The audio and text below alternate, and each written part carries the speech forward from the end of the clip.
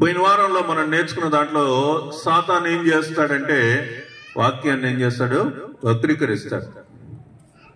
ఇదిగో దేవుని యొక్క వాక్యం ఇలా ఉందంటే దేవుని వాక్యం ఇలా కూడా ఉంది కదా అనేటువంటి వక్రీకరణ చేస్తాడు.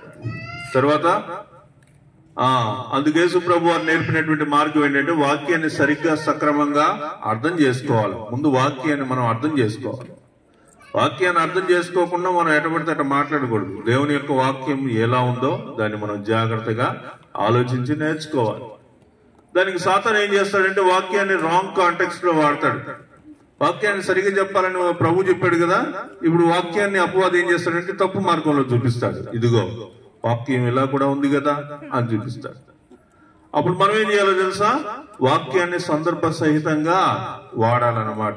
అంటే బైబిల్లో మనం చదివేటువంటి వాక్యం ఏ భాగంలో ఎక్కడ ఎవరి కోసం రాయబడింది, ఆ వాక్యం ఇప్పుడు ప్రార్థిస్తున్నటువంటి నేను నాకు ఎలాగో ఉపయోగపడుతుంది అనే విషయాన్ని నేను ఆలోచించుకుంటూ దేవుని యొక్క వాక్యాన్ని నేర్చుకోవాలి. ఇది మొదటి తంత్రంగా మనం చూస్తా వచ్చామన్నమాట.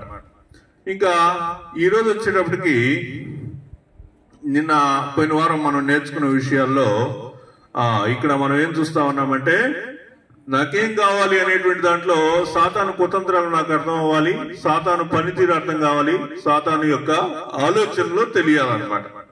ఆ మూడింటిని నేను ఎప్పుడైతే తెలుసుకుంటానో అప్పుడు నేనేం చేస్తానంటే దేవునికి దగ్గర అయ్యేటువంటి దారిని అర్థం చేసుకోగలుగుతాను. దేవుని యొక్క ప్రణాళిక అర్థం అవుతుంది.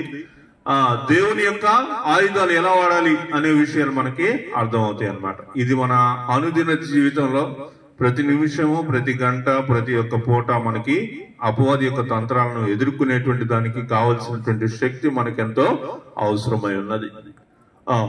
ఈ దినము మనము ఒక చిన్న అంటే నేను కొన్ని ఫోటోలు చూపిస్తాను నేను మీకు. అవి చూసి అక్కడ ఉన్న వ్యక్తి ఎవరో చెప్పాలి. అర్థమైందా?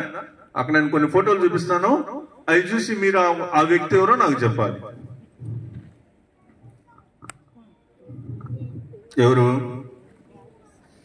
ఎవరో చాలా మంది ఉన్నారు, ఒకళ్ళనే అటు చెప్తాం కదా. చూడండి, చెప్పగలరా? ఇంకోటి కూడా చూడండి.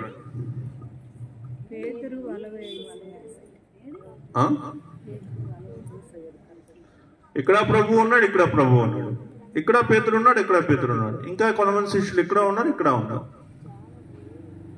కదా. సందర్భాన్ని ఆలోచిస్తే చెప్పొచ్చు. సరే, ఇంకొన్ని చూపిస్తాను.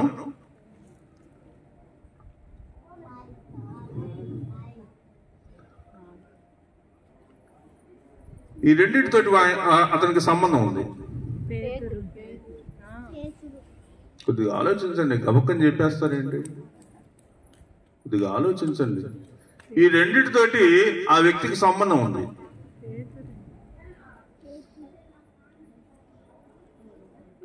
తర్వాత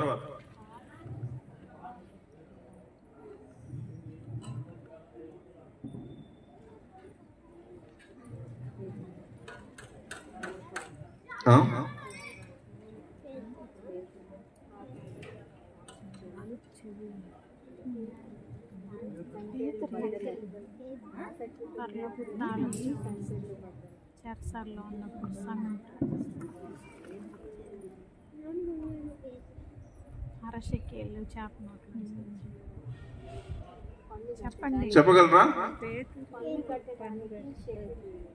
ఎవరు ఆ వ్యక్తి పేరు? మనం ఏం చూస్తున్నాం అంటే ఫోటోల ఆధారంగా వ్యక్తి ఎవరో గుర్తించండి. మరి అక్కడ కార్ కీస్ ఉన్నాయిగా.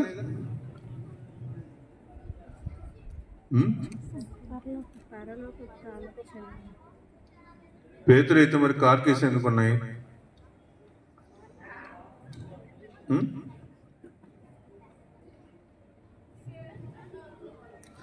ఇక్కడ సంఖ్యలు తొలగించబడినట్టుగా కనిపిస్తున్నాడు కదా. ఎవరు?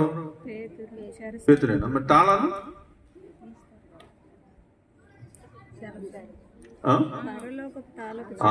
పరలోకపు తాళపు చెవులు నీకు ఇవ్వబడ్డాయి అని చెప్పేసి ఉందా? Okay okay okay. ఇప్పుడు చెప్పండి, ఎవరతను? మళ్ళీ ఒకసారి చూడండి. మ్యాచింగ్ కరెక్ట్గా చేసుకోండి. ఎవరు ఆ వ్యక్తి?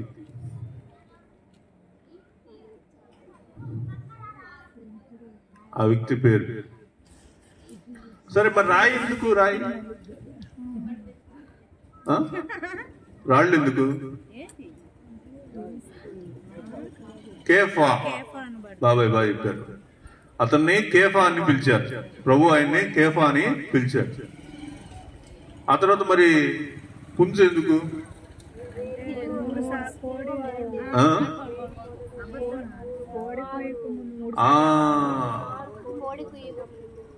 ఉమ్మారు నేనెవరో నీకు తెలియదని చెప్పేసి చెప్తావు, ఆ తర్వాత కోడికి వస్తుందని వాక్యంలో ఉంది. సో అయితే మీరు చాలా షార్ప్ గా ఉన్నారు, చాలా ఈజీగా ఆ ఫోటోలో చూడంగానే వెంటనే ఆ వ్యక్తి పేరు చెప్పేశారు. ఈరోజు మనము పేతురు గురించినటువంటి విషయాలు మనం నేర్చుకోబోతా ఉన్నాం. ఈరోజు మన టాపిక్ ఏంటంటే గోధుమలు జల్లెడ. గోధుమలు జల్లెడ. సో ఈరోజు మన టాపిక్ అదనమాట.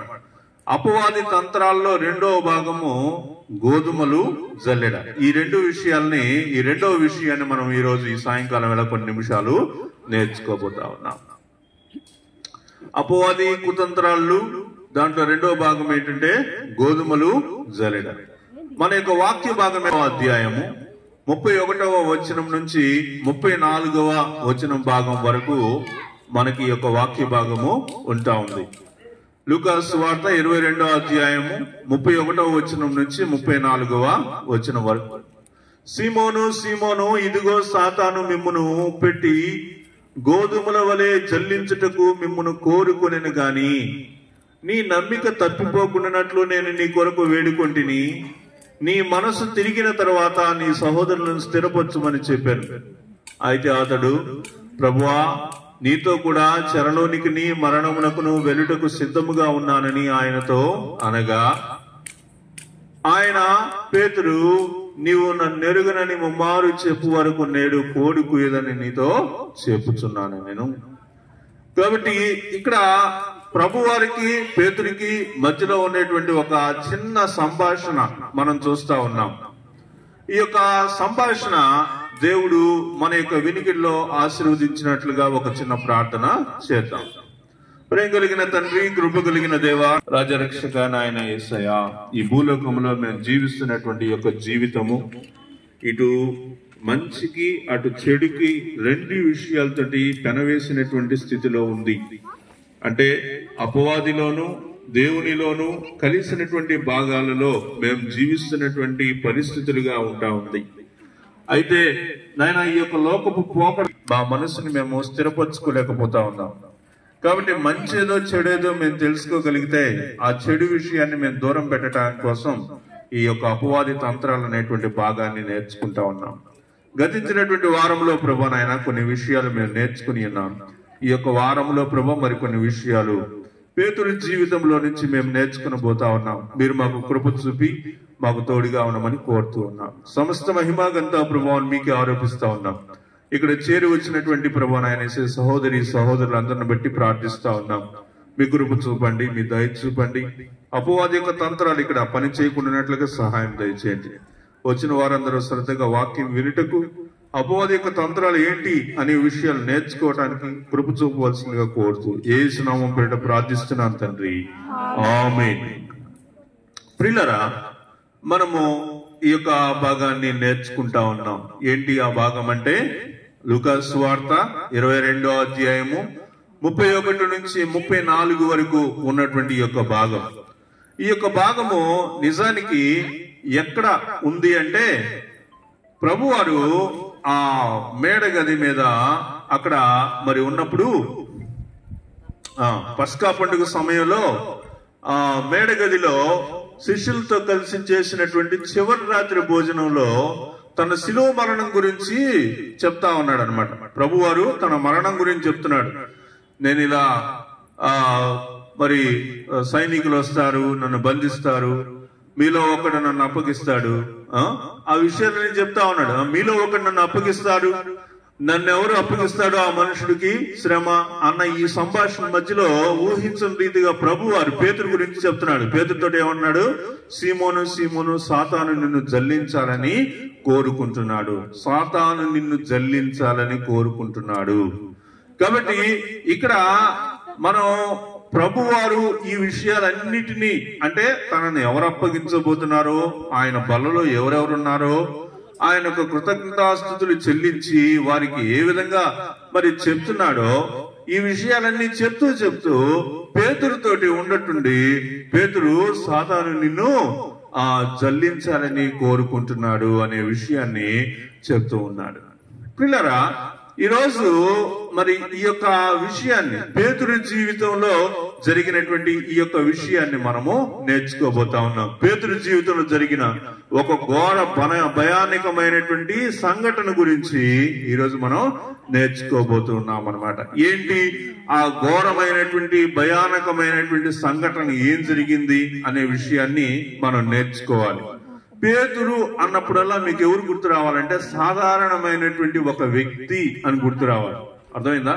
ఎందుకంటే పేతురికి ఎలాంటి గుణాలు ఉన్నాయో అలాంటి గుణాలన్నీ ప్రతి మనిషికి గ్యారంటీగా ఉంటాయి. ఏ కోణంలో నేను చెప్తున్నానంటే, ఫస్ట్ దేవుడు అనేటువంటి విషయం రాగానే మనిషి ఏం చేస్తాడంటే భక్తిగా తల ఉంచుతాడు.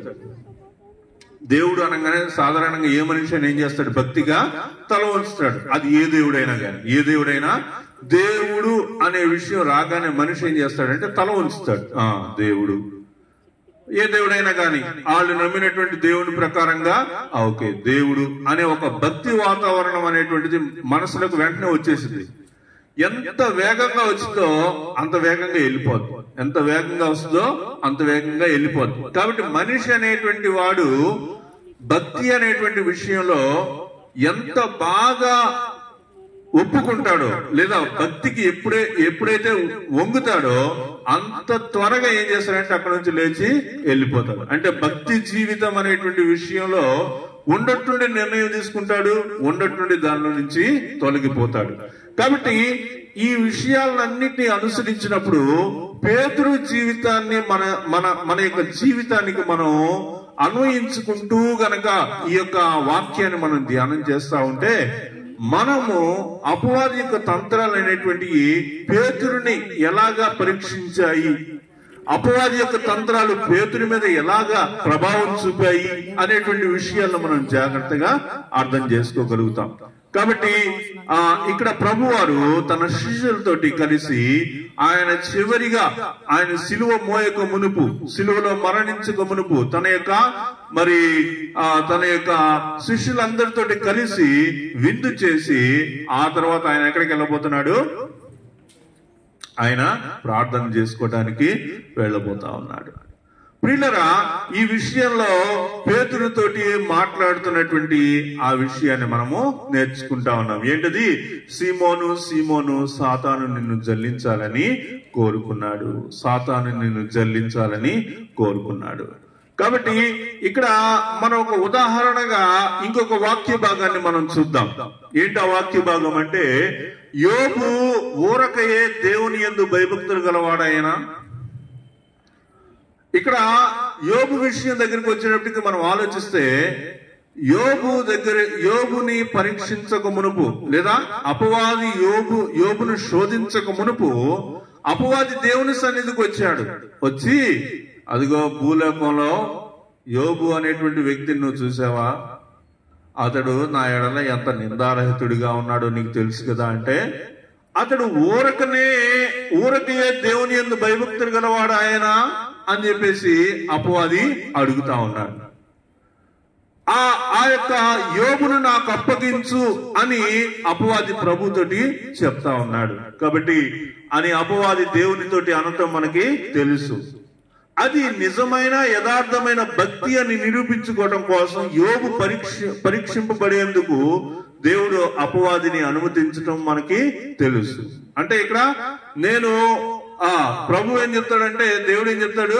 అతని ప్రాణం మాత్రం నువ్వు తీయొద్దు, అతని ప్రాణం మాత్రం నువ్వు తీయొద్దు గాని ఇంక ఏమైనా చేసుకో అని అన్నప్పుడు అపవాది వచ్చి యోబుని ఏం చేశాడు? శోధించాడు. యోబుకున్నటువంటి ఆస్తిపాస్తుల్ని, బిడ్డల్ని అందరిని తొలగించేశాడు. అందరిని తొలగించి ఏం చేశాడండి?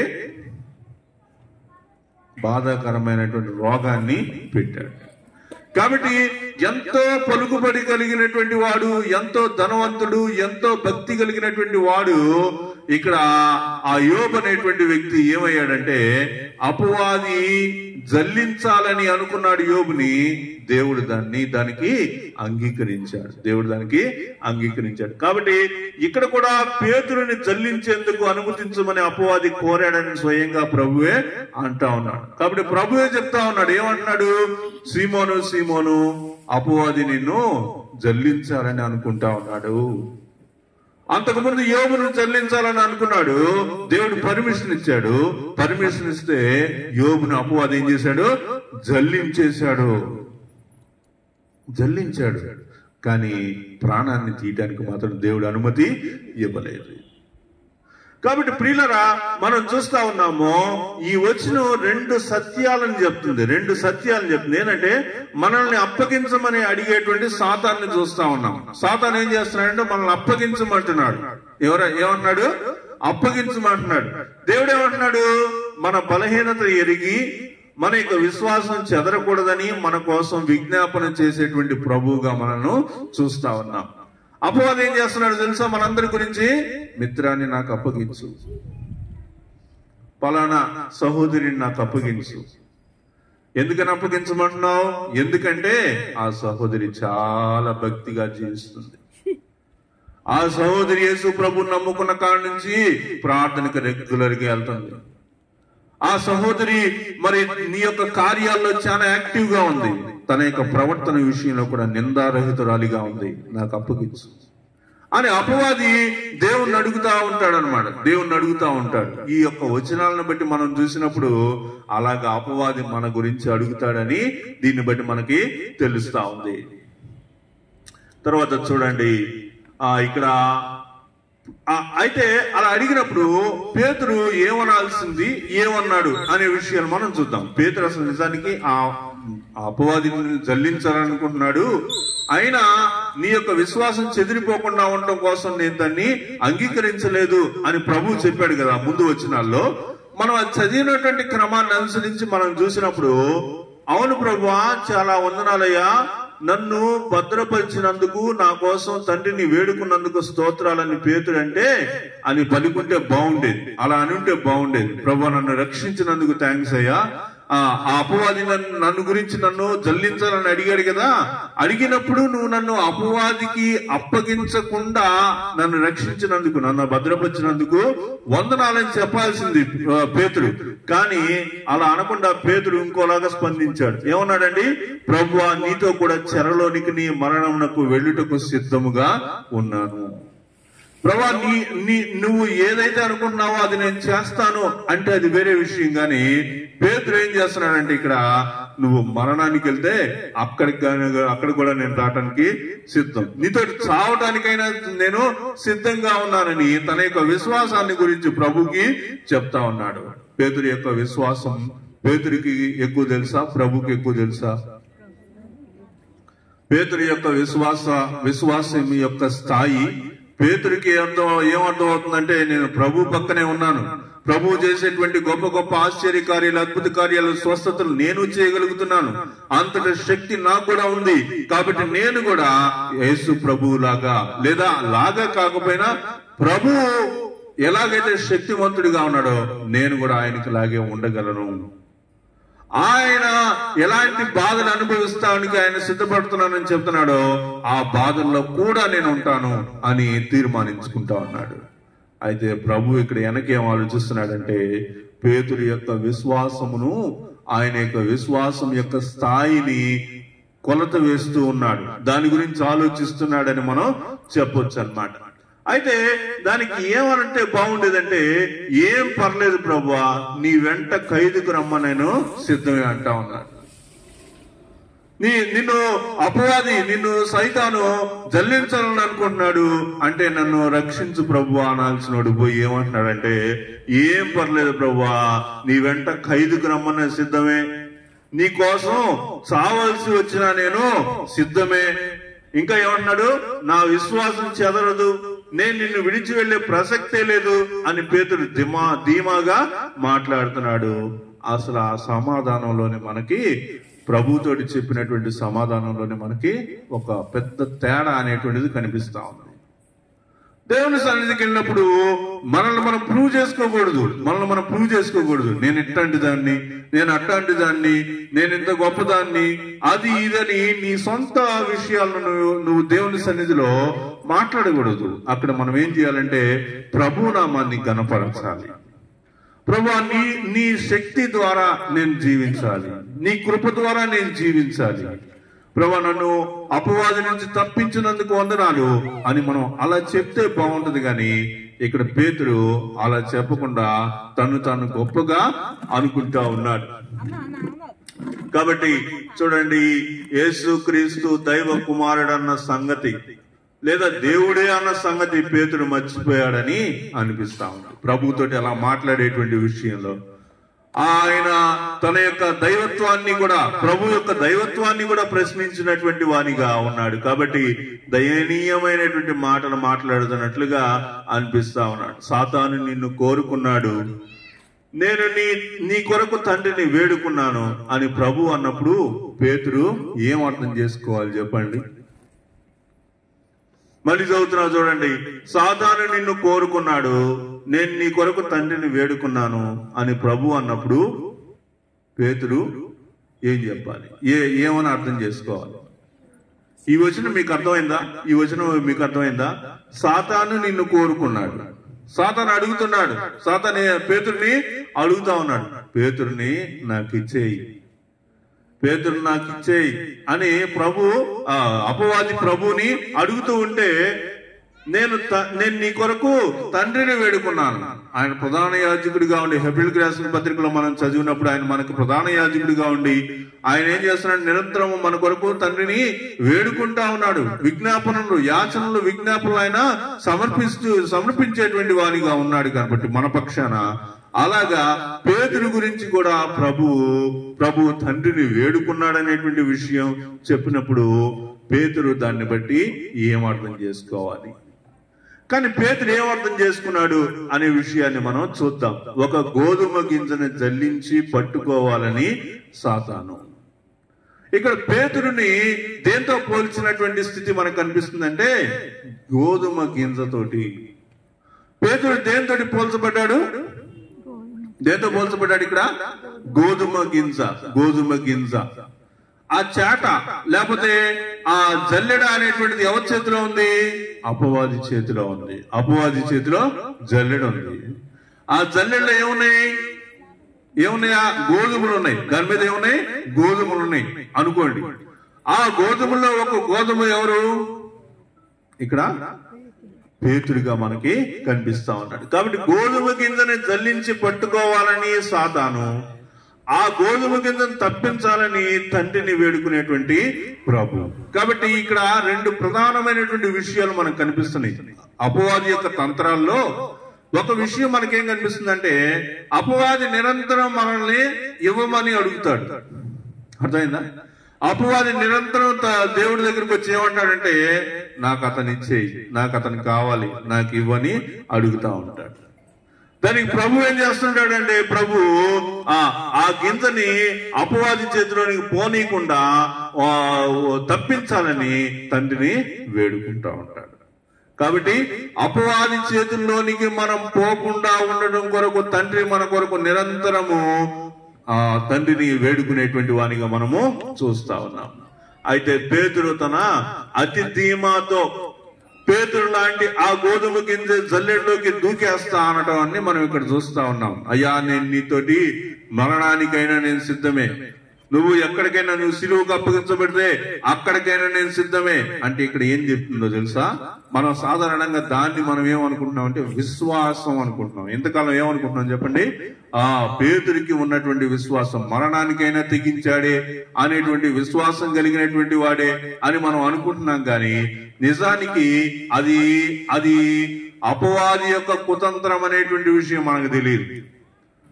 అదేంటి దేవుని స్థిరంగా నేను నిలబడతానని చెప్పడం అపవాది కుతంత్రం అంటారేంటి అంటే ఇక్కడ మనం ఆలోచించాల్సిన విధానం కొద్దిగా వేరుగా ఉంది. ఎందుకనంటే ఒకవేళ నిలబడ్డాడే అనుకోండి, నిలబడితే మరి 3 సార్లు అబద్ధం ఎందుకు ఆడతాడు? అంతే కదా. నేను ప్రభు కోసం నిలబడతాను అన్నప్పుడు అక్కడ మన చలిగాల్చుకునే దగ్గర అక్కడ కూర్చొని ఉంటే అక్కడ వాళ్ళు చూసి నువ్వు కూడా పేతురు కదా, ప్రభుతో ఉన్నటువంటి వాడు నువ్వే కదా అంటే అవును నేనే ఉన్నవాడిని ధైర్యంగా అని చెప్పొచ్చు కదా. అలా ఎందుకు చెప్పలేదు? అలా చెప్తే ఏమవుద్దో పేతురుకి తెలుసు. ఒక భయం, ఒక శోధన అనేటువంటి దానిలోకి దిగజారిపోయాడు. కాబట్టి ప్రభుకి ఈ విషయాలన్నీ ముందే తెలుసు. కాబట్టి అందుకే ప్రభువే చెప్తున్నాడు, సీమోను సీమోను అపవాది నిన్ను, సైతాను నిన్ను జల్లించాలని అనుకుంటున్నాడు, ఇది అపవాది యొక్క పని జరుగుతా ఉంది కనుక అన్నప్పుడు ప్రభు వారికి ఎదురు చెప్పేటువంటి స్థితి మనము చూస్తా ఉన్నాం. అప్పుడు ప్రభు ఏమన్నాడండి, పేతురు నీవు నన్ను ఎరుగనని ముమ్మారు చెప్పు వరకు నేడు కోడుకోయేదని నీతో చెప్పుచున్నాను నేను. ఇది మన వాడుక భాషలో చెప్పాలంటే నువ్వెంత సులువుగా జారిపోతావో రేపొద్దున కల్లా నీకే తెలుస్తుంది. ఈ రోజు ప్రభుతో చెప్పాడు, అయ్యా మరణానికైనా సిద్ధమే, అయ్యా నీతోటి నేను మరణానికైనా సిద్ధమే అన్నాడు. కొన్ని గంటల వ్యవధిలోనే తన యొక్క విశ్వాసాన్ని కోల్పోయాడు. తన యొక్క విశ్వాసాన్ని కోల్పోతాడనేటువంటి విషయం ప్రభుకు ముందుగానే తెలుసు. కాబట్టి దేవుని సన్నిధిలో ఆయన దగ్గరికి వచ్చినప్పుడు లేదా ఆయన మాటలు వినేటప్పుడు మనల్ని మనం నిరూపించుకోకూడదు. మనల్ని మనం ఏం చేయాలి? అంగీకరింపబడాలి. ప్రభువా చాలా వందనాలు, అపవాది నుంచి తప్పించినందుకు వందనాలు, నా గురించి తండ్రిని వేడుకున్నందుకు వందనాలు అనేటువంటి విషయాలే మనం చెప్తే చాలా మంచిదన్నమాట. తర్వాత చూడండి, నీవు జీవము గల దేవుని కుమారుడివి అని గొప్పగా చెప్పాడు కదా. ప్రభు వారు అడిగాడు, నా గురించి అందరూ ఏమనుకుంటున్నారు, బయట ఉన్నటువంటి వాళ్ళందరూ నా గురించి ఏమనుకుంటున్నారు అని అడిగిన తర్వాత మీరేమనుకుంటున్నారు నా గురించి అన్నప్పుడు పేతురు ప్రభు గురించి ఏం చెప్తాడు? నీవు దేవుని కుమారుడవు, నీవు జీవము కలిగినటువంటి దేవుని కుమారుడు అనేటువంటి విషయాన్ని పేతురు ప్రభువుకి చెప్పినప్పుడు ఇది నీకు దేవుడు ఆజ్ఞాపిస్తే తప్పితే వేరే వాడు నీకు చెప్పరు అనేటువంటి విషయాన్ని ప్రభువు చెప్తా ఉన్నాడు. కాబట్టి ఇక్కడ జీవము కలిగినటువంటి దేవుని కుమారుడు అనేటువంటి విషయాన్ని పేతురు అంగీకరించాడు. తన యొక్క శిష్యుల్లో ఉండేటువంటి వారిలో ఈయన యేసు ప్రభు వారు ఎవరు అంటే దేవుని కుమారుడు అనేటువంటి విషయాన్ని పేతురు అంగీకరించినట్లుగా మనం చూస్తా ఉన్నాం. అని గొప్పగా చెప్పి తన విశ్వాసం ప్రకటించినటువంటి పేతురు రాబోయే మరికొద్ది గంటల్లో యేసు ఎవరో నాకు తెలియదని అబద్ధం ఆడతాడా? ఏమా ఇంత గొప్పగా తన శిష్యుల్లో ఎవరు చెప్పినటువంటి ఆ గొప్ప మర్మాన్ని నీవు నిజముగా దేవుని కుమారుడు అని ఎరుగుదుమనేటువంటి మాట చెప్పినటువంటి పేతురు అంత తొందరగా ప్రభు ఎవరో నాకు తెలియదని చెప్పగలుగుతాడా? చెప్పగలుగుతాడా అని అడిగితే చెప్పగలిగాడా అంటే ఏం చెప్తారు మీరు? చెప్పాడా? ప్రభు ఎవరో నాకు తెలియదని చెప్పాడా? చెప్పలేదా? ఒక్కసారి 2 సార్లు కాదు, 3 సార్లు చెప్పాడు. కాబట్టి ఇంతమంది శిష్యులు ఉండగా సాతాను పేతురునే టార్గెట్ చేయడం ఏంటి? తర్వాత నెక్స్ట్, నా బలహీనత ఏంటో వాడికి తెలుసా అంటే అపవాదికి నా బలహీనత తెలుసా అని పేతురు ఆలోచన చేసి ఉంటాడు. పిల్లరా, ఇక్కడ మనం ఒక లాజికల్ గా మనం ఆలోచించాల్సిన విషయం ఏంటంటే అపవాది ఎవరిని టార్గెట్ చేశాడు? ఇక్కడ అపవాది యొక్క తంత్రంలో అపవాది ఎవరిని పట్టుకున్నాడు అంటే పేతురుని పట్టుకోవాలని కూర్చున్నాడు. అపవాది ఎవరిని బట్టి వాళ్ళని పట్టుకోడు, గుర్తుపెట్టుకోండి. అపవాదికి ఎవరు పెడితే వాళ్ళు పెద్దగా నచ్చరు, పెద్దగా ఇష్టం ఉండరు. అపవాదికి కొంతమందిని సెలెక్టెడ్ గా కొంతమందిని పట్టుకోవాలని ఆశ ఉంటుంది అన్నమాట. అర్థమైందా? ఇప్పుడు నేను బాగా మంచి పేరు సంపాదించాలనుకోండి, అంటే నేను దేశంలో వాళ్ళకి అందరికి తెలియాలనుకోండి. దేశంలో వాళ్ళకి తెలియాలంటే నేను ఎక్కడుంటే దేశానికి తెలుస్తాను చెప్పండి? మామిడిపాలెంలో ఉంటే తెలుస్తానా, ఢిల్లీలో ఉంటే తెలుస్తానా? ఢిల్లీలో ఉంటే తెలుస్తా. ఎందుకని?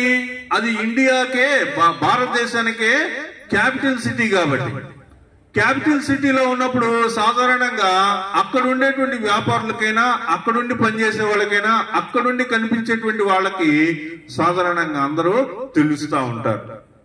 కాబట్టి ఢిల్లీలో ఉండటం అనేటువంటిది ఎందుకు అక్కడ ఉండాలి అని అనుకుంటున్నానంటే, నేను అందరికి తెలియాలి, నా యొక్క పేరు బయటికి రావాలి, నేను మిత్ర అనేటువంటి వాడు ఎవడు అని ఆలోచిస్తే దేశం మొత్తానికి తెలియాలి అనేది ఉద్దేశం అయితే, అక్కడుండి రాజకీయాలు చేయటము, అక్కడుండి గొడవలు చేయటము, అక్కడుండి ఏదన్నా హింసాకాండకు పాల్పడటము, అక్కడుండి మంచి పనులు చేయటము, అలాగ తెలిస్తే అప్పుడు భారతదేశం మొత్తానికి ఆ వ్యక్తి గురించినటువంటి విషయాలు తెలుస్తూ ఉంటాయి. కాబట్టి ఇక్కడ మనం ఏం చూస్తా ఉన్నామంటే, పేతురునే ఎందుకు టార్గెట్ చేశాడు అంటే, పేతురు యొక్క బలహీనత తెలియటం వలన, లేకపోతే పేతురు నన్నే ఎందుకు అపవాది టార్గెట్ చేశాడు అనేటువంటి ఆలోచన కలిగి ఉన్నాడా లేదా? నిజానికైతే కలిగి లేడు. ఇక్కడ కొంతమంది ఎలా ఉంటారంటే, పాస్టర్కి రైట్ హ్యాండ్ అని ఉంటారు. పాస్టర్కి ఎవరుంటారు? Right hand. అమ్మో, ఆయన పాస్టర్కి రైట్ హ్యాండ్ అండి, ఆయన ఎట్లా చెప్తే అటు వింటాడు పాస్టర్ గారు అంటారు. ఇంతకా రైట్ హ్యాండ్ ఎవరు? రైట్ హ్యాండ్ అంటే రైట్ హ్యాండే. ప్రభువు నమ్ముకున్నాడా? లేదు, నమ్ముకోలా. చర్చికి వెళ్తాడా? వెళ్తాడు, చర్చికి వెళ్తాడు. మరి ప్రభువు నమ్ముకున్నాడు పాస్టర్కి రైట్ హ్యాండ్ ఎట్టయ్యాడు? ఆ పాస్టర్ ఆ వ్యక్తిని రైట్ హ్యాండ్కి ఎట్ట పెట్టుకున్నాడు? ఇక్కడ విషయాలు కొన్ని మనం అర్థం చేసుకున్నప్పుడు, అపవాది ఎవరిని కోరుకుంటాడు, అపవాది ఎవరిని పరీక్షిస్తాడు, అపవాది ఫలాని వ్యక్తినే ఎందుకు కోరుకుంటాడు అనే విషయాన్ని మనం కొద్దిగా ఆలోచించినప్పుడు ఈ విషయాలన్నీ మనకి తెలుస్తాయి. స్పష్టంగా అర్థమవుతున్నటువంటి విషయం ఏంటంటే, ప్రభు మాటల్ని పేతురు అస్సలు సీరియస్ గా తీసుకోవాలి. పేతురు నిన్ను జల్లించాలని చెప్పేసి అనుకుంటున్నారంటే దాని గురించి ఏం పెద్దగా పట్టించుకోవాలా. అపవాది శోధన జల్లెడి గురించి ప్రభువు తన దైవత్వంలో పలికినటువంటి మాటల్ని సీరియస్ గా తీసుకోలేదు. అంటే ప్రభువు చెప్తున్నాడు, పేతురు అపవాది నిన్ను జల్లించాలని అనుకుంటున్నాడు అంటే, పేతురు ఎలా కనిపిస్తున్నాడు అంటే భౌతికంగా కనిపిస్తున్నాడు. ప్రభు వారిని ఎలా అర్థం చేసుకుంటున్నాడంటే కేవలం భౌతికంగా అర్థం చేసుకుంటున్నాడు అన్నమాట. అర్థమైందా? అంటే పేతురు ఎలా అర్థం చేసుకుంటే బాగుండేదంటే ఆత్మీయంగా అర్థం చేసుకుంటే బాగుండేది. ఎందుకని పేతురు ఆత్మీయంగా ప్రభువుని అర్థం చేసుకోవట్లేదంటే, తనకి ప్రభు మీద విశ్వాసం ఉంది కానీ అది భౌతికమైన విశ్వాసమే కానీ ఆత్మీయమైనటువంటి విశ్వాసం కాదు. అర్థమైందా? అంటే దేవుని యొక్క మాటల్ని, దేవుని యొక్క ఉద్దేశాలని పరీక్షించి కనుగొని ఇది ఆత్మీయమైనటువంటి విషయాన్ని ప్రభు చెప్తున్నాడు అనే విషయాలు పేతురికి గ్రహింపే లేవు అన్నమాట. అయితే గ్రహింపగలిగినటువంటి ఇంకొక శిష్యుడు కూడా పక్కనే ఉన్నాడు. పేరు చెప్పగలరా? ఆత్మీయమైనటువంటి గ్రహింపు కలిగినటువంటి ఒక శిష్యుడు ప్రభు పక్కనే ఉన్నాడు. ఈ శిష్యుడికి ఆ శిష్యుడికి చాలా వ్యత్యాసం ఉంది.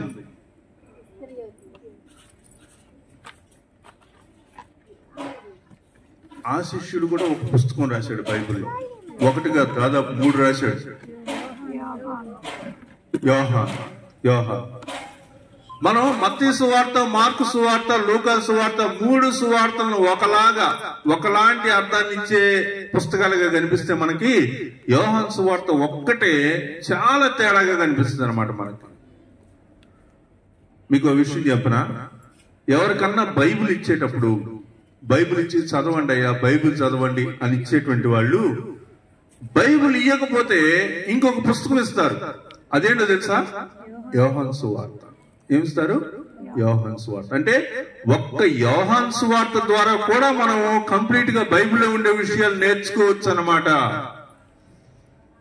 అలాంటి దైవికమైనటువంటి విషయాల్ని ఇక్కడ పేతురు అసలు అవగాహనలోనే లేనటువంటి స్థితిలో ఉన్నాడు. అపవాది ఎవరిని అడుగుతున్నాడు? పేతురుని అడుగుతున్నాడు.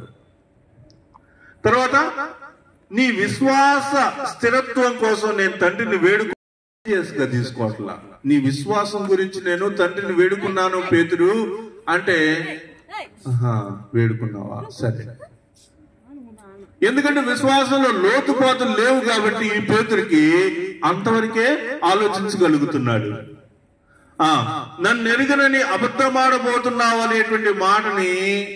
అనేటువంటి మాటని పేతురు సీరియస్ గా తీసుకోవాలా. ఇంకొన్ని చూద్దాం. సాతాను నిన్ను కోరుకుంటున్నాడు అన్నప్పుడు పేతురు నిజానికి ఏమవ్వాలంటే బిత్తరపోవాలి. గుండెల్లో రైలు పరిగెత్తినంత పని ఇంకా బాగా చెమటలు గారిపోవాలి. కానీ పేతురికి పడి చచ్చిపోయాడు. సౌలు. ఇతనికేమో అన్ని కురుపులు వచ్చినాయి. ఎవరు? యోబు. ఓకే, ఇక్కడ ఆ టెక్స్ట్ సరిగ్గా కనిపించలేదు, నేను చెప్తాను. అదేంటంటే రక్షించబడితే ఏంది, రక్షింపబడకపోతే ఏంది? అమ్మా, రక్షించబడితే ఏంది, రక్షించబడకపోతే ఏంది? రక్షించబడితేనేమో అపవాదికి మన మీద అధికారం లేదు, గుర్తుపెట్టుకోండి. మనం రక్షింపబడితే మన మీద అపవాదికి అధికారం లేదు. మనల్ని శోధించాలనుకున్నప్పుడు అపవాది ఏం చేస్తాడు తెలుసా?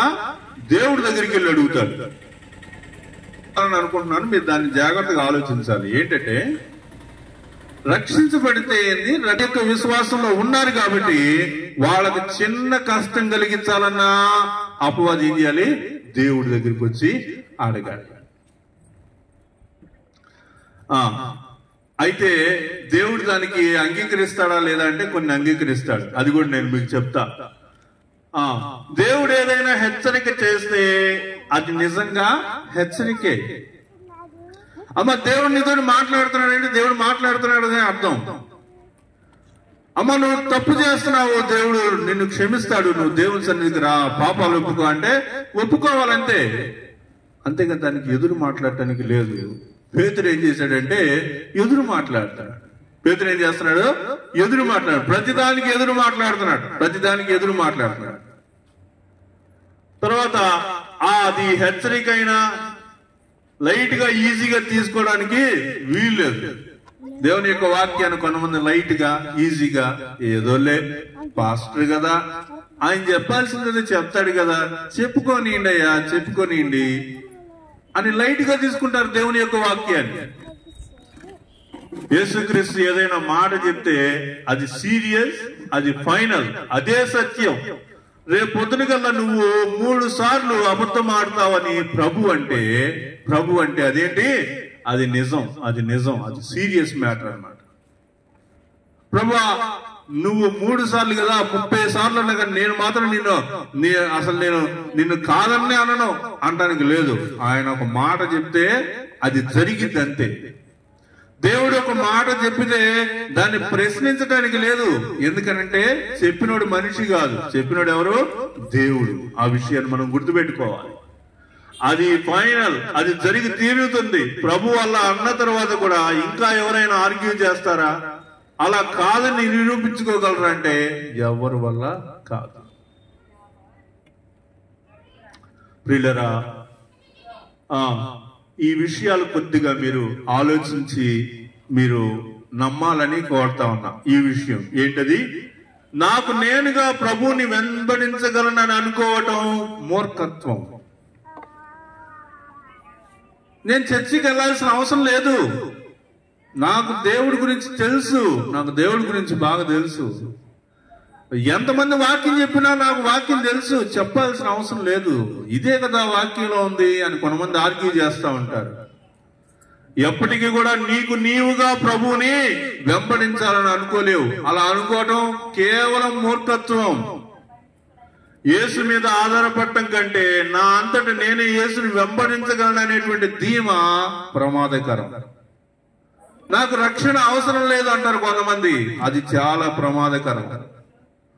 ఇప్పుడు అపవాది ఎవరిని శోధిస్తాడు చెప్పండి? అపవాది ఎవరిని శోధిస్తాడు చెప్పండి? ఇద్దరిని శోధిస్తాడు. రక్షించబడిన వాళ్ళని శోధిస్తాడు, రక్షించబడిన వాళ్ళని శోధిస్తాడు. రక్షించబడిన వాళ్ళని శోధించాలంటే ఏం చేయాలి? ఏం చేయాలి? అపవాది దేవుడి దగ్గరికి వెళ్ళాలి. ముందు వెళ్ళి, ఇదిగో పలానా ఆయన నిందారహితుడిగా ఉన్నాడు అనుకుంటున్నావా? నువ్వేదో నిన్ను గట్టిగా నమ్మేసాడని అనుకుంటున్నావా? కొద్దిగా నాకు టైం ఇచ్చి నేను చూపిస్తా అసలు భక్తి ఏందో అన్నప్పుడు, అవునా ఇంతకాలం నా ఎదురు నిందారహితుడిగా ఉంటే నువ్వేం చేయగలవు? ఒక చేస్తుడు అస్సలు ఏమాత్రం ఒక్క మాట కూడా ఇదవడు అని దేవుడు పర్మిషన్ ఇస్తాడు. పర్మిషన్ ఇయ్యంగానే దేవుడు అపవాది ఏం చేస్తాడు? కుటుంబంలో గలిబిలి స్టార్ట్ చేస్తాడు.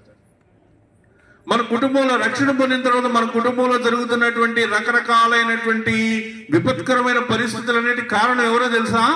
అపవాదే. ఎవరమ్మా కారణం? ఎవరు చెప్పండి? అపవాదే. అపవాది యొక్క తంత్రాలే ఇవన్నీ. మరి ఎందుకు దేవుడు ఒప్పుకున్నాడు అంటే పరీక్షించాడు. ఆ పరీక్షలో నువ్వు నెగ్గుతావా లేదా అని పరీక్షించాడు. కానీ కొంతమంది నెగ్గుతున్నారు, కొంతమంది పడిపోతున్నారు, జారిపోతున్నారు. జారిపోతే నువ్వెవరు చెప్పు? జారిపోతే నువ్వెవరివి? జారిపోతే నువ్వు పేతురు అని గుర్తుపెట్టుకో. అర్థమైందా? జారిపోతే నువ్వెవరివి? పేతురువి. పేతురు జారిపోయాడు. పేతురు ఏమయ్యాడు? జారిపోయాడు. పేతురికి దేవుని మీద అమితమైనటువంటి విశ్వాసం ఉంది, కానీ అది ఎక్కువసేపు కాదు కదా. అయ్యా నువ్వు నీళ్ళ మీద నడిచి వస్తున్నావా? నేను కూడా నువ్వు ఆజ్ఞాపిస్తే నేను కూడా నీళ్ళ మీద నడిచి వస్తా, నాకు ఆజ్ఞాపించమన్నాడు దేవుడు. నడిచి రమ్మన్నాడు. పేతురు ఏం చేశాడు? నీళ్ల మీద నడవటం ప్రారంభించాడు. కానీ అది ఎంతో సేపు లేదు. ఆ భక్తి, ఆ విశ్వాసం ఎంతో సేపు లేదు. గాలిని చూశాడు, గాలిని చూడంగానే వెంటనే పడిపోయాడు. అంటే గాలిని చూసి పడిపోయాడా? గాలి ముందుగానే వస్తా ఉంటే కూడా నిలబడగలిగాడా? తీర్మానించుకున్నాడు. ముందు పేతురు ఏం చేశాడు? తీర్మానించుకున్నాడు. ఏం తీర్మానం తీసుకున్నాడు? నీళ్ల మీద నడుస్తానని తీర్మానం తీసుకున్నాడు. నీళ్ల మీద నడుస్తానని తీర్మానించుకున్న కాడ నుంచి ఏమొచ్చింది? గాలి వచ్చింది. ఏమొచ్చింది? గాలి వచ్చింది. గాలి వచ్చిన తర్వాత కొంతకాలం కొంత సమయం వరకు ఏం చేయగలిగాడు? నడవగలిగాడు. ఆ తర్వాత ఏం చేశాడు? గాలిని చూశాడు. ఆ తర్వాత ఏమైపోయాడు? మునిగిపోసాగాడు. ఇక్కడ మనం అర్థం చేసుకోవాల్సిన విషయాలు ఏంటంటే, ఫస్ట్ వరకు అపవాది పేతురుని పరీక్షించాల. కానీ ఎప్పుడైతే నేను విశ్వాసంలో నిలబడతానని అనుకున్నాడో అప్పుడు వెంటనే అపవాది ఏం చేస్తున్నాడు? పరీక్షించటం మొదలు పెట్టాడు. ఆ పరీక్షలో ఆ గాలి అనేటువంటి పరీక్షలో ఈ పేతురు ఏం చేశాడు? మునిగిపోయాడు. కాబట్టి కావాల్సింది నీ మీద నీకు కాన్ఫిడెన్స్ కాదు, దేవుని మీద డిపెండెన్స్ కావాలి. మనకి దేవుని మీద ఆధారపడేటువంటి మనసు మనకు కావాలి. చాలా మంది ఈ మాట అంటారు, నాకు కాన్ఫిడెన్స్ ఉంది, నేను చేసేది నేను గట్టిగా నమ్ముతున్నాను, నేను చేసేది రైట్ వే అని అనుకుంటారు. అది కానే కాదు. దేవుని దగ్గర ఎప్పటికీ కూడా నీ సొంత నిర్ణయాలు ఎందుకు పనికిరావు. నీ దగ్గర ఏం పనికి వస్తాయి అంటే దేవుని మీద ఆధారపడటం అనేదే కావాలి. నాకు నిన్ను వెంబడించాలని ఉంది ప్రభు, కానీ నేను బలహీనుని ప్రభు అనే వైఖరి మనకు రావాలి. మనకేం రావాలి కదా చెప్పండి? నిన్ను వెంబడించాలని అనుకుంటున్నాను ప్రభువా, కానీ అక్కడ ఏం జరుగుతుంది? బలహీనుణ్ణి. ఇక్కడ ఆ పేతురు చెప్పాల్సినటువంటి మాట ఇది అనమాట. పేతురు తన జీవితంలో ప్రభు ఎదుట చెప్పాల్సిన మాట ఇది. అంతేగాని నేను మరణానికైనా సిద్ధపడతాను ప్రభువా అనేటువంటి ఒక స్థిరమైనటువంటి మాట వెనుక ఏముందో ప్రభు ముందుగానే చెప్పాడు. ఆ మాట వెనుక ఏముంది చెప్పండి? సీమోను సీమోను, అపవాది నిన్ను ఏం చేయబోతున్నాడు, సాతాను నిన్ను జల్లెడ పట్టబోతున్నాడయ్యా అని చెప్తే అర్థం కాలేదన్నమాట. నేను ముగింపుకు వస్తా ఉన్నాను. చూడండి, నీ విశ్వాసం గురించి నువ్వెప్పుడు ఏం చేయకూడదు? ప్రగల్భాలు పలకకూడదు. మా చర్చి ఇది, మా పాస్టర్ గారు ఇలాంటోడు, అక్కడ వాక్యం చెప్తే ఎవడన్నా పడిపోవాల్సిందే, ఇట్లాంటి ప్రగల్భాలు మనం చెప్పకూడదు. పేతురు అదే చెప్పాడు ప్రభుతోటి. అర్థమైందా? కాబట్టి నీ యొక్క ప్రగల్భాలు చెప్పేటువంటి విషయంలోనే అపవాది యొక్క తంత్రం దాగి ఉంటదనే విషయాన్ని గమనించుకోవాలి. మనమేంటో మనం తెలుసుకోవాలి.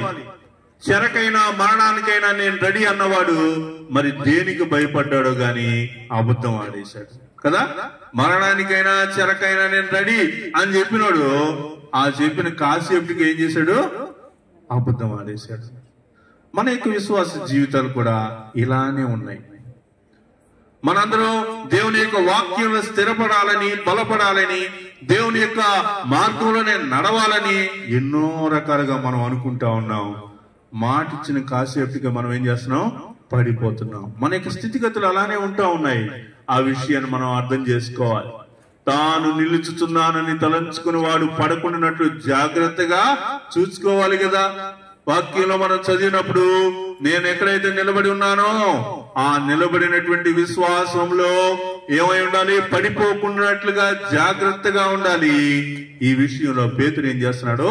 పడిపోతా ఉన్నాడు. ప్రతి విషయంలో పడిపోతా ఉన్నాడు అనే విషయాన్ని గమనిస్తా ఉన్నాం. ఇక్కడ ఒక ఉద్దేశం ఉంది. ఈ ఉద్దేశాన్ని కూడా మీరు మామూలుగా అర్థం చేసుకోవచ్చు. ఏంటంటే, కాముకత్వాన్ని నేను ఎప్పుడో జయించేశాను అని ఒక దైవజనుడు దైవ సేవకుడు చెప్పి కొద్ది కాలానికి ఏం చేశాడంటే వ్యభిచారంలో పడిపోయాడు. అర్థమైందా? తర్వాత డబ్బు విషయంలో నేను పర్ఫెక్ట్ గా ఉంటాను అన్నవాళ్ళు ధనాశలో కూరుకుపోయారు.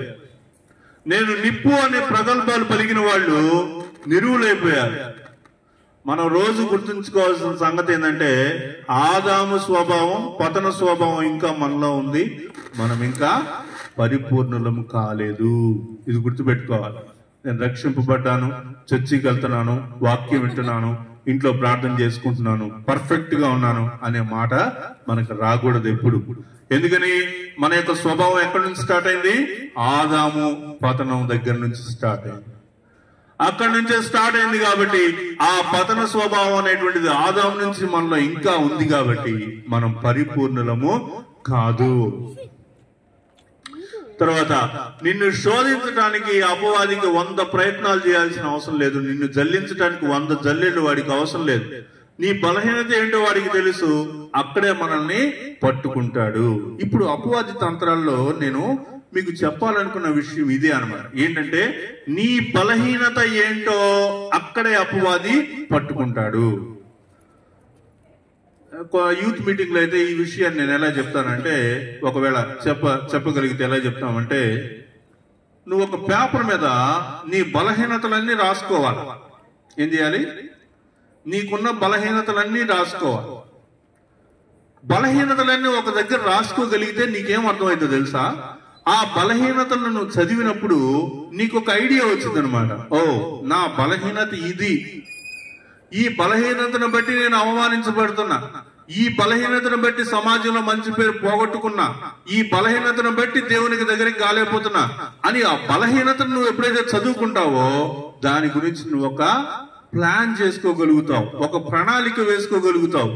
అప్పుడు దాన్ని బట్టి నువ్వేం చేయగలుగుతావు అంటే ఆ బలహీనత నుంచి బయటపడటానికి వీలవుతుంది. సాతాను పనిగొట్టుకుని కొంతమంది టార్గెట్ చేస్తారు. ఇది మనం మర్చిపోకూడదు. దేవుని ఉన్నతమైన కృపను బట్టి ఆయా సమయాల్లో మనం అసాధారణ రీతిలో రక్షింపబడుతున్నాం. ఇది సత్యం, దేవుని యొక్క సత్యం.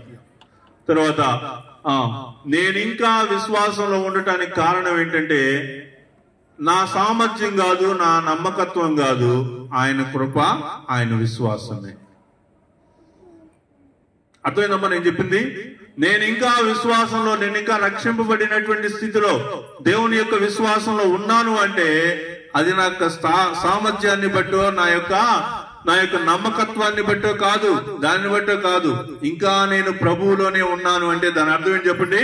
ఆయన యొక్క కృప విశ్వాస్యతలో ఉన్నాను అని గుర్తుపెట్టుకోండి.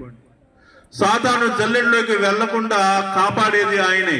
వెళితే జల్లెడ రంధ్రాల్లో నుంచి జారిపోకుండా నీ విశ్వాసాన్ని నిలబెట్టేది కూడా ఆయనే. కాబట్టి మనందరం కూడా ఒకే ఒక్క విషయం మీద ఆధారపడి ఉన్నామని అర్థం అవుతున్నాం. ఏంటి? దేవుని యొక్క కృప అనేటువంటి దాని మీద మన యొక్క జీవితాలు ఆధారపడి ఉన్నాయి. సాతాను యొక్క జల్లెడలో ఆ గింజ అనేటువంటిది జారి కింద పడిపోకూడదు. ఆ గింజ జారి పడిపోకుండా ఉండటం కోసం దేవుడు ఏం చేస్తున్నాడు? తండ్రిని వేడుకుంటా ఉన్నాడు. ప్రభువా, తండ్రి, అబ్బా, నాయనా, ఇదిగో తండ్రి, ఈ అమ్మాయి, ఈ అబ్బాయి, ఈ కుమారుడు, నా కుమార్తె, వీళ్ళ కోసం నేను శిలువలో మరణించానయ్యా, వీళ్ళు నన్ను నమ్మారు ప్రభువా అని మనము యోహాను సువార్తలో చదివేటువంటి మాటలన్నీ కూడా ప్రభు చేసినటువంటి విజ్ఞాపన అంతా కూడా మరి ఇక్కడ మనకి జల్లెడ రూపంలో మనకి కనిపిస్తా ఉంది. తర్వాత అపవాది తంత్రాలను అర్థం చేసుకున్నటువంటి పేతురు తన పత్రికలో ఇలా రాశాడనమాట. అంటే తర్వాత కొంతకాలానికి ప్రభు ఆరోహణమై వెళ్ళిపోయిన తర్వాత వాళ్ళందరూ మేడగది మీద ఉండి ప్రార్థన చేస్తున్నప్పుడు బలమైనటువంటి వీచేటువంటి గాలులు మరి పరిశుద్ధాత్ముడు వారి మీదకు వచ్చినప్పుడు వారు భాషను మాట్లాడిన తర్వాత, వారు పరిశుద్ధాత్మ పూర్ణులు అయిన తర్వాత వాళ్ళు ఆయా ప్రాంతాలకు వెళ్లి దేవుని యొక్క సువార్తను ప్రకటించేటువంటి క్రమంలో శ్రమలు, శోధనలు, ఇరుకులు, ఇబ్బందులు అన్ని ఎదుర్కొన్న తర్వాత అపవాది యొక్క తంత్రాలను పేతురు అర్థం చేసుకున్న తర్వాత అప్పుడు చెప్తా ఉన్నాడు. చూడండి ఏమంటా ఉన్నాడు? నిబ్బరమైన బుద్ధి గలవారై మెలకువగా ఉండండి. మీ విరోధి అయిన అపవాది గర్జించు సింహము వలె ఎవరిని మృంగుదునా అని ఏం చేస్తున్నాడు? వెదకుచు తిరుగుతున్నాడు. కాబట్టి గర్జించు సింహము వలె ఆయన తిరుగుతా ఉన్నాడు. ఎవరు? అపవాది తిరుగుతా ఉన్నాడు. ఎవడు తగులుతాడా, ఎవరిని ఎలా పట్టుకుందామా అనే ఉద్దేశంలో ఉన్నాడని మనకి పేతురు తన యొక్క పత్రికలో చెప్తా ఉన్నాడు. ఇంకా ఏమంటున్నాడు చెప్పండి? 1 పేతురు 5, 8, 9 వచనాల ప్రకారం మీరు నిబ్బరంగా ఉండాలి, మెలకువగా ఉండాలి. అపవాది మనకు విరోధి, సింహంలా దాడి చేస్తాడు అనే విషయాన్ని మనము గుర్తుపెట్టుకోవాలి. విశ్వాసమందు స్థిరులై వారిని ఎదిరించండి. విశ్వాసంలో స్థిరంగా ఉంటేనే అపవాదిని ఎదిరించగలం. రైట్. ఇప్పుడు 2 పాయింట్లకి కంక్లూజన్ ఒక మాట చెప్తా. ఏంటంటే, నువ్వు విశ్వాసివి, రక్షింపబడ్డావు, బాప్తిసం తీసుకున్నావు, విశ్వాస జీవితం కొనసాగుతా ఉంది. అపవాది వెళ్ళి పలానా వ్యక్తి ఇలా భక్తిగా ఉన్నాడు కదా, నాకు అతనని అడిగాడు, ఓకే ఇతను మనం పరీక్షిద్దాము అని చెప్పేసి దేవుడు అపవాదికి సమయం ఇచ్చాడు. అపవాది వచ్చి నిన్ను పరీక్షిస్తున్నాడు. అపవాది వచ్చి ఏం చేస్తున్నాడు? పరీక్షిస్తున్నాడు. ఈ పరీక్షలో నువ్వు నెగ్గుతూ రావాలి. అర్థమైందా? యోబు వలె మనం అన్నిట్లో నెగ్గుతూ రావాలి. అలా రావాలి అంటే మనకేం కావాలి చెప్పండి? విశ్వాసంలో స్థిరత్వం కావాలి. విశ్వాసంలో స్థిరత్వం కావాలి. మన యొక్క క్రైస్తవులమైనటువంటి మనము, యేసుక్రీస్తుని సొంత రక్షకుడిగా అంగీకరించినటువంటి మనము, దేవుని యొక్క వాక్యాన్ని ధ్యానించేటువంటి మనము విశ్వాసంలో స్థిరత్వం లేకపోతే జల్లెడు బట్టి ఈడ్చుకొట్టేస్తాడు అపవాది. కాబట్టి అపవాది యొక్క జల్లెల్లో మనం దిగిపోకుండా ఉండాలి అంటే విశ్వాసంలో ఏం చేయాలి? స్థిరత్వం అనేది మనకి అవసరం అనే విషయాన్ని మనము గమనిస్తా ఉన్నాం. కాబట్టి నువ్వు ఏ విషయంలో స్ట్రాంగ్ అనుకుంటున్నావో ఆ విషయంలో నిన్ను అపవాది శోధించాలని చూస్తాడు. ఇది గుర్తుపెట్టుకోండి. నువ్వు ఏ విషయంలో స్ట్రాంగ్ అయితే ఆ విషయంలోనే శోధిస్తాడు. ఏ విషయంలో స్ట్రాంగ్ చెప్పండి? ప్రార్థించడంలో నువ్వు స్ట్రాంగ్ అనుకుందాం. అపవాది ఇప్పుడు ఎక్కడ శోధిస్తాడు చెప్పండి? ఎక్కడ శోధిస్తాడు? ప్రార్థన అనే విషయంలోనే శోధిస్తాడు. ప్రార్థన అనే విషయంలోనే శోధిస్తాడు. ఎందుకు శోధిస్తాడు? నేను వాక్యం బాగా చెప్తాను, అపవాది నన్ను ఎక్కడ శోధిస్తాడు? వాక్యం చెప్పే విషయంలో శోధిస్తాడు. ఎందుకు శోధిస్తాడు? నువ్వు బాగా పాటలు పాడుతున్నావు, దేవుని కోసం బాగా పాట పాడుతున్నావు అనుకోండి, అపవాది ఏం చేస్తాడు తెలుసా? పాట పాడే విషయంలో శోధిస్తాడు. ఎందుకని అక్కడే శోధిస్తాడు?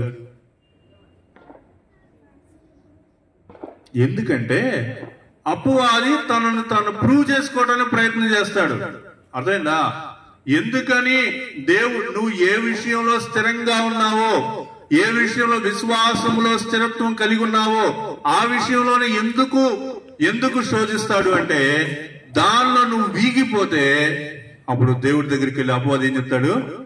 చూసావే, నువ్వు విశ్వాసంలో స్థిరంగా ఉన్నాడని చెప్పావే, చూడు ఎట్టయిపోయాడు, పడిపోయాడు, చూడు ఇతను విశ్వాసంలో స్థిరంగా ఏం లేడు, పడిపోయాడు, చూసావా, గమనిస్తున్నావా అని ప్రభుతో చెప్తాడు.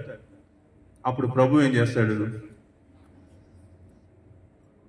అరే వీళ్ళ కోసం నేను రక్తం గార్చి ఈ విధంగా వీళ్ళని రక్షించి ఇంత చేస్తే వీళ్ళు పడిపోయారేంటి అనుకోడు. గుర్తుపెట్టుకోండి, ఆయన ఏం చేస్తాడంటే మరొక అవకాశం ఇస్తాడు. ఏం చేస్తాడు? మరొక అవకాశం ఇస్తాడు. ఎప్పుడు ఇస్తాడు మరొక అవకాశం? పడిపోయిన ప్రతిసారి ఒక అవకాశాన్ని మనకిస్తానే ఉంటాడు. తర్వాత మనం చూస్తా ఉన్నాం చూడండి, శోధించాలని చూస్తాడు. నిజంగా నువ్వేంటో నీకు తెలియజేయాలని ఒక్కోసారి దేవుడు అందుకు అనుమతిస్తాడు.